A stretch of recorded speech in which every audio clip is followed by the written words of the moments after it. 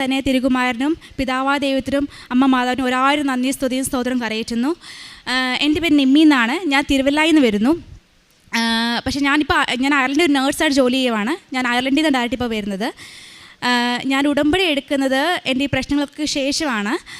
ശരിക്കും പ്രശ്നം ഉണ്ടായെന്ന് വെച്ചാൽ 2021 ജൂലൈയിൽ എൻ്റെ ജോലി തന്നെ വലിയൊരു പ്രശ്നം ഉണ്ടായി. അതെൻ്റെ ജോലി തന്നെ നഷ്ടപ്പെടുന്ന രീതിയിലേക്ക് ആയി മാറി.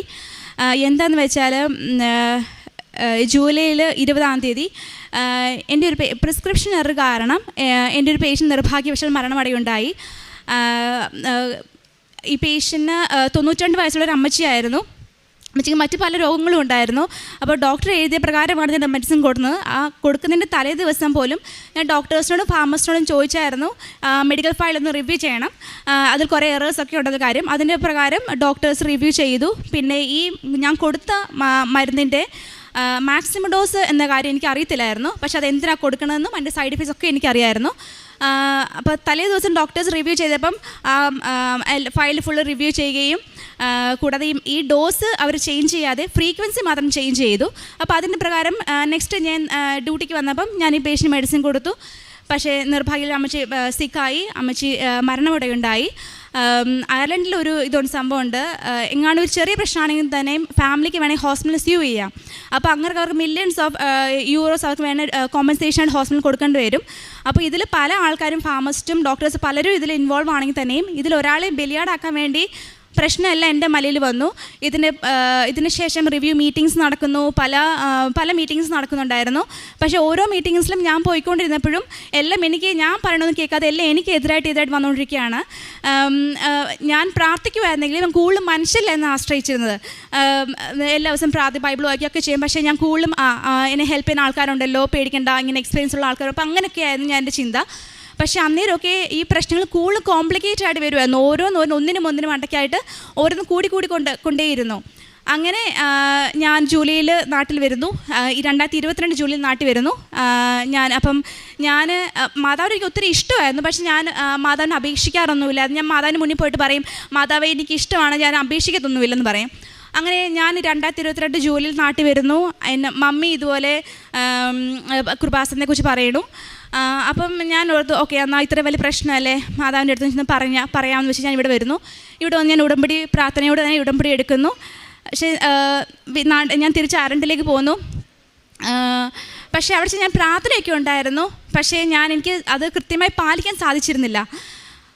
അങ്ങനെ ഒക്ടോബർ അപ്പം എൻ്റെ ഫ്രണ്ട്സൊക്കെ പറഞ്ഞു, ഇത് കൂടുതൽ പ്രശ്നത്തിലേക്കൊന്നും പോകത്തില്ല, അങ്ങനെ പ്രശ്നമാണെങ്കിൽ അത് ഹോസ്പിറ്റലിൽ തന്നെ ആയിരിക്കും പ്രശ്നം, അതുകൊണ്ട് കൂടുതൽ പ്രശ്നമൊന്നും ആകത്തില്ലെന്ന് പറഞ്ഞു.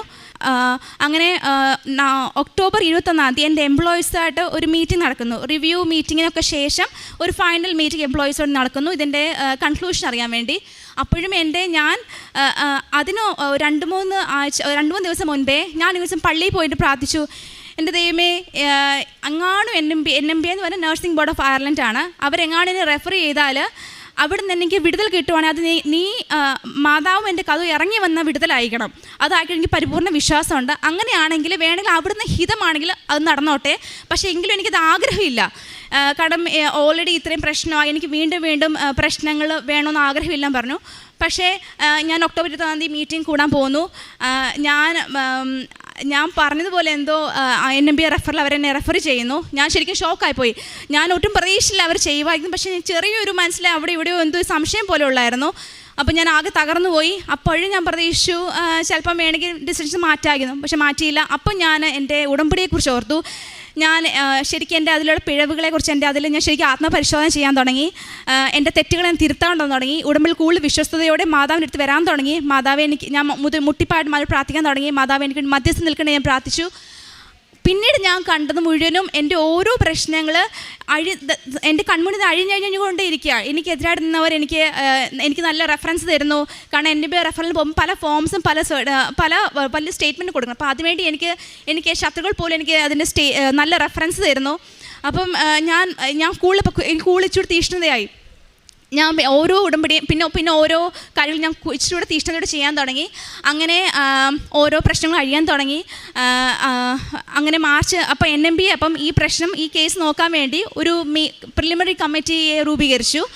അപ്പം എൻ്റെ ഫ്രണ്ട്സൊക്കെ പറഞ്ഞു എന്തെങ്കിലും ശിക്ഷ കിട്ടാതെ ഇരിക്കില്ല, വേണമെങ്കിൽ ചിലപ്പോൾ 2 വർഷം സസ്പെൻഷനോ എന്തെങ്കിലുമൊക്കെ ശിക്ഷ കിട്ടാതെ ഇരിക്കത്തില്ല പറഞ്ഞു. അപ്പോഴും ഞാൻ പറയേണ്ട ദൈവമേ എന്തെങ്കിലും ചെറിയ ശിക്ഷ എനിക്ക് തന്നാൽ മതി, കാരണം ഇത്രയും വലിയ ശിക്ഷ എനിക്ക് വേണ്ട ദൈവമേ എന്നൊക്കെ ഞാൻ പറഞ്ഞു. അപ്പം ഞാൻ പിന്നെ പ്രാർത്ഥിച്ചു, എൻ്റെ കർത്താവിനല്ല എൻ്റെ മാതാവിനാലും എൻ്റെ കർത്താവ് അസാധ്യമായിട്ടൊന്നുമില്ല. എൻ്റെ മാതാവ് എൻ്റെ കർത്താവിനോട് പറഞ്ഞു ഉറപ്പായിട്ട് എനിക്ക് പൂർണ്ണ വിടുതൽ കിട്ടും. ഞാൻ പറഞ്ഞു കർത്താവേ ഇതിൽ എനിക്ക് ഒരു കുഴപ്പവും ഇല്ലയെന്ന് എനിക്കൊരു ആൻസർ കേൾക്കണം, എൻ്റെ പേർക്ക് ഒരു കുറ്റവും ഇല്ലയെന്ന് എനിക്കൊരു ആൻസർ കേൾക്കണം ഞാൻ പ്രാർത്ഥിച്ചു.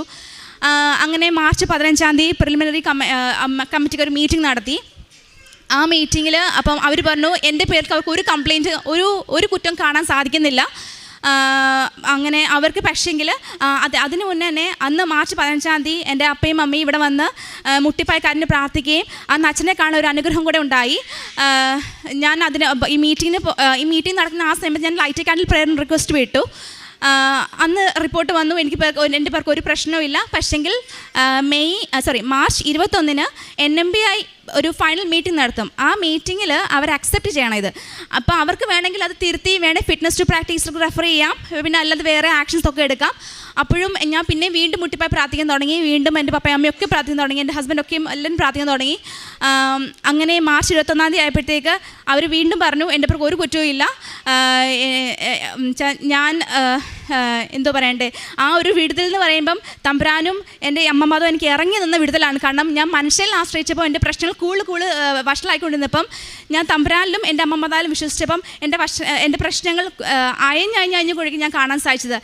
എനിക്ക് അതിൽ മനസ്സിലായത് ഇത് not by the merit but by the grace എന്നുള്ള കാര്യം ശരിക്കും മനസ്സിലായി. പിന്നെ ഒരു കാര്യമുണ്ട്, എനിക്ക് ഓരോ പ്രശ്നങ്ങൾ വരാൻ തുടങ്ങിയപ്പോഴും എനിക്ക് വാഗ്ദത്തങ്ങളിലൂടെയാണ് എൻ്റെ തമ്പുരാനോട് സംസാരിച്ചിരുന്നത്. ഞാൻ ശരിക്കും പ്രവാചകന്മാരുടെ പുസ്തകമൊന്നും വായിക്കുന്നത് എനിക്കത് മനസ്സിലാവത്തില്ലായിരുന്നു. അപ്പം ഇതിനുശേഷം ഞാൻ പ്രവാചകന്മാരുടെ പുസ്തകം വായിക്കുന്നത് അതിലൂടെ കർത്താവിനോട് സംസാരിക്കാൻ തുടങ്ങി, യേശയ്യാ പ്രവാചകൻ അങ്ങനെയുള്ള കാര്യം. പിന്നെ ഞങ്ങളുടെ നഴ്സിംഗ് പഠിച്ച കാലം തൊട്ടേ ഞങ്ങൾ ഫ്രണ്ട്സ് എല്ലാവരോടും കൂടെ എല്ലാ ന്യൂയിനും വാഗ്ദത്തം എടുക്കുന്ന ഒരു പതിവുണ്ടായിരുന്നു. അങ്ങനെ എനിക്ക് ഈ വർഷത്തെ വാഗ്ദത്തം കിട്ടിയത് നിനക്ക് യേശയ്യാ 54:17 എന്നുള്ള വാക്യമായിരുന്നു. നിനക്കെതിരെ വന്ന ഒരു ആയുധവും ഫലപ്രദമാകുകയില്ലെന്നായിരുന്നു. അത് എൻ്റെ കർത്താവ് എനിക്ക് സാധിച്ചു തന്നു. ഇതെനിക്ക് ഉറപ്പാണ്. എൻ്റെ അമ്മ മാതാവ് എൻ്റെ കർത്താവിൽ വാങ്ങിച്ചു തന്ന വലിയൊരു അനുഗ്രഹമാണ്. 1,000 കോടി നന്ദി സ്തോത്രം അമ്മയ്ക്ക് തിരുകുമാരൻ ഞാൻ പറഞ്ഞുകൊള്ളുന്നു. കൂടാതെ ഒരു കാര്യം കൂടെ ഇട്ട്, എൻ്റെ മോന് എക്സീമ എന്നൊരു രോഗം ഉണ്ടായിരുന്നു. അത് അവൻ്റെ സ്കിന്നൊക്കെ പൊട്ടി നല്ല ഡ്രൈ സ്കിന്നായി ഭയങ്കര ചോർച്ചിലായിരുന്നു. അപ്പോൾ ഞാൻ ഇവിടുന്ന് ഉടമ്പടിയും കുഞ്ഞിന് എന്നും തേനൊക്കെ കൊടുക്കുമായിരുന്നു. അതിൻ്റെ പിന്നെ ഞാൻ ക്രീമൊക്കെ തേച്ച് ക്രീം മാത്രം തേക്കുമ്പം എനിക്കതിന് ഒരു വ്യത്യാസം തോന്നാറില്ല. പക്ഷേ അതിൻ്റെ കൂടെ ഉടമ്പടി തൈലവും തേനും കൊടുക്കുമ്പം എനിക്ക് ഒത്തിരി വ്യത്യാസം, ഇപ്പം അവൻ തേത്തുനിന്ന് ഒത്തിരി കുറവുണ്ട്, ഒത്തിരി മാറ്റമുണ്ട്. ദൈവത്തിന് സ്തുതിയും സ്തോത്രം കരയറ്റുന്നു. ഈ നിമ്മി സാറാ മാത്യു പറഞ്ഞ അയർലൻഡിൽ നിന്ന് അവർ നേരിട്ട് ഇപ്പോൾ ഇങ്ങോട്ട് തന്നെ കൃപാസനത്തിലേക്ക് തന്നെ വരികയായിരുന്നു സാക്ഷ്യം പറയാനായിട്ട്. ഈ സഹോദരി പറഞ്ഞ സാക്ഷ്യമാണ് നമ്മളിപ്പോൾ കേട്ടുകൊണ്ടിരിക്കുന്നത്. അത് ഇവർ ഒരു ദിവസം ഡോക്ടർ, അത് നഴ്സായിട്ടാണ് അവരവിടെ ജോലി ചെയ്യുന്നത്. പിന്നെ ഒരു ദിവസം ഡോക്ടർ പ്രിസ്ക്രൈബ് ചെയ്ത ഒരു മരുന്ന് അത് ഓവർഡോസ് ആയിരുന്നു. പക്ഷേ ആ മരുന്ന് ഓവർഡോസ് ആണെന്നുള്ള കാര്യം ഈ കുട്ടിക്ക് അറിയില്ല. പക്ഷേ അതിന് മുൻപ് തന്നെ ഈ രോഗി എന്ന് പറയുന്നത് 92 വയസ്സുള്ള ഒരു അമ്മച്ചിയാണ്. അത് അവരുടെ ഒരു കിഡ്നിയേ ഉള്ളൂ. അതുപോലെ തന്നെ അവർക്ക് മറ്റെല്ലാവിധ രോഗങ്ങളും ഉണ്ട്, പ്രഷർ, ഷുഗർ, ഹാർട്ട്, ഇങ്ങനെയൊക്കെയുള്ള പലവിധ അസുഖങ്ങളും ഉള്ള ഒരു ഡോക്ടറാണ്. അപ്പോൾ ഇവർക്കെന്ന് പറയുന്നത് മരുന്ന് കൊടുക്കുന്നത് ഈ സഹോദരിക്ക് എന്തോ ഒരു സംശയം തോന്നിയിട്ട് മുമ്പലത്തെ ദിവസം തന്നെ ഫാർമസിസ്റ്റിനോടും ഡോക്ടറിനോടും ഈ കാര്യം ഒന്ന് സൂചിപ്പിച്ചിരുന്നു. പക്ഷേ ഡോക്ടർ അത് നോക്കിയിട്ട് ചില മരുന്നുകളൊക്കെ എന്ന് പറഞ്ഞാൽ റിവ്യൂ ചെയ്തെന്നാണ് പറയുന്നത്, അതൊക്കെ ഒന്ന് മാറ്റി എഴുതി. പക്ഷേ ഇവർക്ക് ഈ ഓവർഡോസായിട്ട് കൊടുത്ത മരുന്നിൻ്റെ അളവ് കുറച്ചില്ല. അതിനെക്കുറിച്ച് ആ അളവിനെക്കുറിച്ചുള്ള ഗ്രാഹ്യം അവർക്കില്ലെന്നുള്ളത് സാക്ഷ്യത്തിൽ പറഞ്ഞു. അങ്ങനെ ആ മരുന്ന് കൊടുത്ത് എന്തായാലും ചുരുക്കി പറഞ്ഞാൽ ആ രോഗി മരിക്കുകയാണ് ചെയ്തത്. അപ്പം ഇവിടെ ഇതിനെ സംബന്ധിച്ചാണ്, ഇതേ തുടർന്നാണ് ഈ മകൾക്ക് ഇവിടെ സാക്ഷ്യം പറയേണ്ട ആവശ്യം വരുന്നത്. അവിടെ ഡോക്ടർ പിന്നെ ഹോസ്പിറ്റലിൽ റിവ്യൂ മീറ്റിംഗ് കൂടി, അതിന് പുറത്തുള്ളവരൊക്കെ കൂടെ വന്നുകൊണ്ടുള്ള ഒരു റിവ്യൂ മീറ്റിംഗ് കൂടി. അപ്പോൾ അതിലൊരു തീരുമാനം എന്ന് പറഞ്ഞാൽ ഈ വിഷയത്തിന് ആരെങ്കിലും ഒരാൾ ബലിയാണ്ടായെങ്കിൽ മാത്രമേ ഈ ഹോസ്പിറ്റലിൽ അതിൻ്റെ നിലനിൽപ്പുള്ളൂ. അതുകൊണ്ടെന്ന് പറയുന്നത് നേഴ്സായതുകൊണ്ട് ഫാർമസിസ്റ്റോ ഡോക്ടറോ മറ്റാർക്കും അല്ല, ഈ നേഴ്സാണ് ഇത് ഇഞ്ചക്ഷൻ എടുത്തത്. അതുകൊണ്ട് ഈ നേഴ്സിൻ്റെ മേലെ ഈ കുറ്റം ചാർത്തുകയാണ് ചെയ്തത്. അപ്പോൾ അങ്ങനെ അങ്ങ് അന്വേഷണം അങ്ങ് പോവുക. ഒടുവിൽ ചുരുക്കം പറഞ്ഞു കഴിഞ്ഞാൽ NMBI എന്നുള്ള അവരുടെ അയർലൻഡിലുള്ള മെഡിക്കൽ ബോർഡാണ്. അപ്പോൾ അവരാണ് ഇവർക്ക് രജിസ്ട്രേഷൻ കൊടുക്കുന്നത്. അപ്പം അവിടെയും വരെ പ്രശ്നമെത്തി. അപ്പം അവിടെ നിന്ന് അവർക്ക് വേണമെന്നുണ്ടെങ്കിൽ ഇവരുടെ അംഗത്വം തന്നെ നഷ്ടമാക്കിക്കൊണ്ട് പിന്നെ ഇവിടെ ജോലി ചെയ്യാത്ത അവസ്ഥയിലേക്ക് വരാം. അപ്പോൾ NMBIയുടെ അന്വേഷണത്തിലേക്ക് വരികയും ഇതിൽ ഇവർ പെടുകയും ചെയ്തപ്പോഴാണ് ഈ മകള് ഇവിടെ വന്ന് ഉടമ്പടി എടുക്കാനായിട്ട് തയ്യാറായത്. ശരിയാണോ പറഞ്ഞത്? അടുപ്പിച്ച് വെച്ചോളാം. ശരിയാണ് പറഞ്ഞല്ലേ?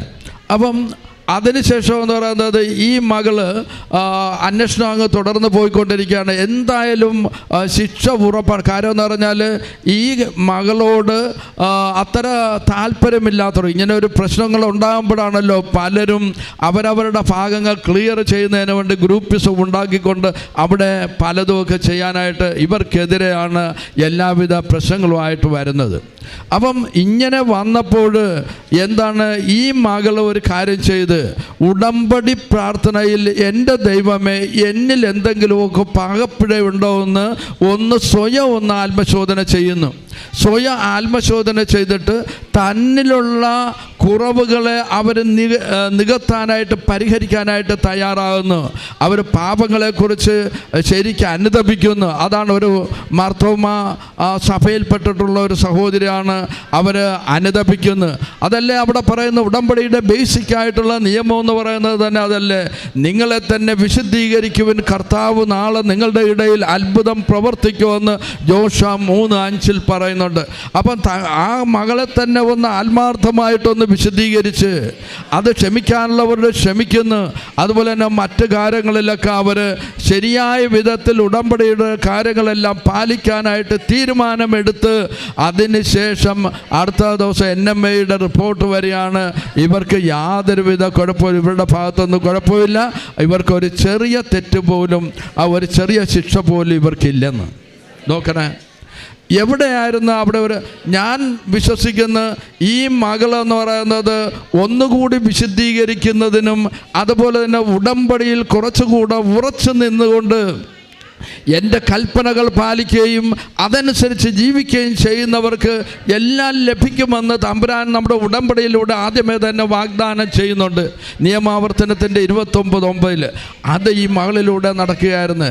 ഈ മകൾ ഇന്നിവിടെ ഒരു സാക്ഷ്യമായി നിൽക്കുന്നത് ഉടമ്പടിയിൽ ശരിക്ക് പാലിക്കുകയും വിശുദ്ധീകരിക്കുകയും ചെയ്തു കഴിയുമ്പോഴാണ് അമ്മ അത്ഭുതം ചെയ്യുന്നത്.